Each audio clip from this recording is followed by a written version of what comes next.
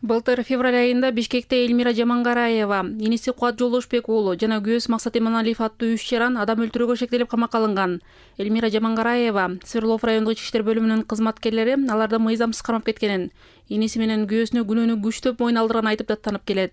Түнкү саат 3:04-төрдө ошол Жолдошбек уулу Куат менен Иманалиев Максаттын үндөрүн уккам да, кыйкырган үндөрүн. Анан мен тилерге айткам. Мени өзүнчө камаган. Тилерге айткам, эшикти ачыкла, тилер сабап атат десем, жанында отурган эки бала, жок, эмнеге сабамагыла, алар болмуштар деп койду. Анан кайра бир аздан кийин мени тынчытып туруп, бир аздан кайра үндөрү чыкты. Алардын баштарына пакет кийгизген, колдорун батарейкага байлаган, баклажкага суу куюп алып, башка чапкылашканда кыйнаган. Анан кол бутунан бир нече жолу көтөрүп жерге таштаганда, ушундай ички көгалага түшпөс үчүн ушундай кылып сабашканда. Эльмира Жамангараева камакка алынган күнүнүн эртеси эле бошоп чыккан экен.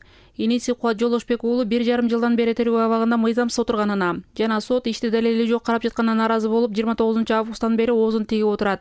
Адвокаты Динара Медетованын айтымында сотко жеткен иште кармалгандардын күнөөнү мойнуна алгандыгы тууралуу түшүндүрмө катынан башка бир дагы далели жок. Жана ал түшүндүрмө дагы мыйзамсыз болуп эсептелет. Муунту өлтүрдү деген шнурду дагы экспертиза кылышкан эмес.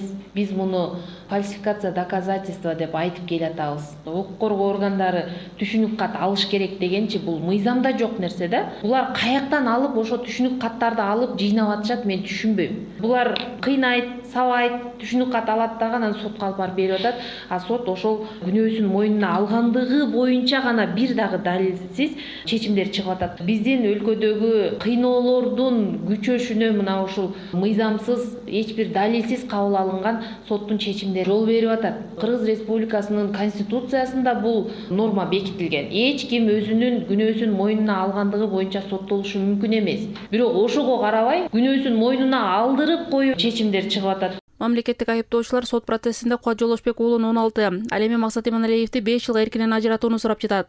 Кармалгандар жана алардын жакындары кыйноо фактысы боюнча кылмыш иш козголбой жатканына нааразы. Бул окуя боюнча сот менен прокуратура органдары комментарий берүүдөн баш тартты. Бишкек шаардык ички иштер башкармалыгынын жетекчи орун басары Сталбек Рахмановдун азаттыкка билдиришинче, тергөөдө камакта отурган эки жарандын күнөөсү далилденген.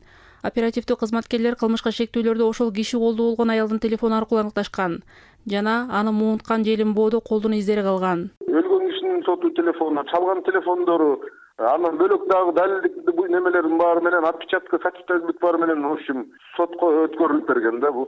Өлүп калган кишинин телефону чыгып атса, анан ал телефон чыкпаса дагы бир жөнү алып туруп эле түшүнүгүн алып туруп эле мойнуна илип койду деп аткандары туура эмес го.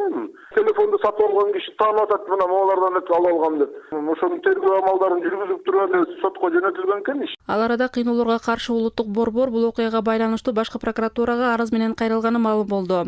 Борбордун жетекчиси Нурдин Сулайманов милиция кызматкерлеринин жасалма айыпты күчтөп моюнга алдыруу аракеттери токтобой жатканын белгиледи. Оозун тигип алды дегенде эле мен эки иш жибергем.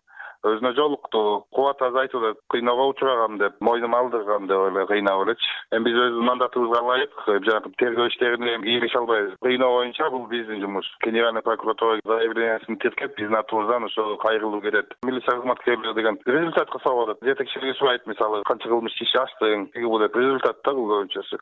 Ички иштер министрлигинин жетекчилиги колдон келишинче аракет кылып атат. Сотрудниктердин жумушун баалоосун башкача кылабыз деп атат. Бирок тилекке каршы бул кагазда эле калып атпайбы? Соттолуп аткан киши адам мени милиция кызматкерлери кыйнап, уруп сабап, тепкилеп, ушу мойнума алдырып, ушу кол койдуруп алган дегенде эле, ошондо эле сот сөзсүз эле актап салыш керек дегенден алысмын. Жок дегенде жанагы кошумча тергөөгө жибериш керек болчу да. Кыйноого каршы улуттук борбордун маалыматы боюнча соңку учурда кыйноо фактысы боюнча козголгон кылмыш иштердин саны 2 эсеге көбөйдү. Бирок кылмыш иштерди тергөө сотто кароо айлап жылдап созулуп, көп учурда акталып же иш кыскарып кетип соттолгондор дээрлик жокко эсе. Кылмыш жаза кодексинде зордук зомбулук көрсөткөндөрдү жоопко тартуу тууралуу берени 2003 жылы киргизилген. Бирок ошондон бери бир эле өкүм чыгып, 2 милиция кызматкери гана соттолгон. Элеонора Бейшенбек кызы, Азаттык.